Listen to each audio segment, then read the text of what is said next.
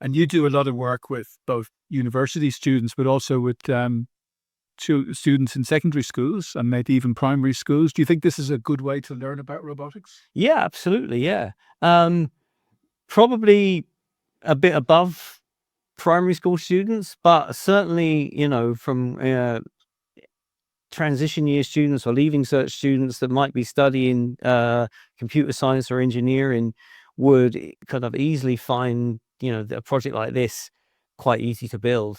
So as an entry into kind of like robotics, I think it's a really great little project. Yeah.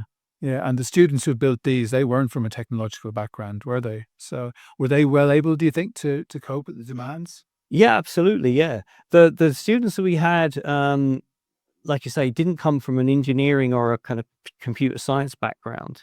Um, but I think anybody that's kind of, played with Lego or, built Meccano sets or Connects in the past would kind of easily understand this. There's essentially, one, two, three, four, five, six, seven, eight, 9 or 10 parts to this.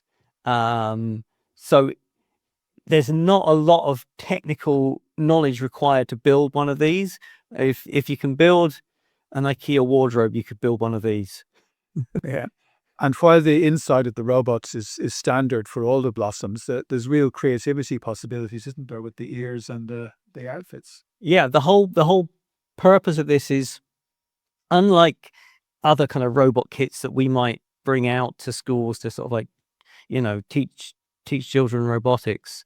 Um, they're very much like cars and sort of hard, you know, blocky robots. The whole point of this is that you can customize it with this kind of outer coating. That this essentially is just the skeleton, and therefore it can be customized to look like however you want it to look. So you can, it's almost like having a doll that you can dress up and change the look and feel of it as and when you need to.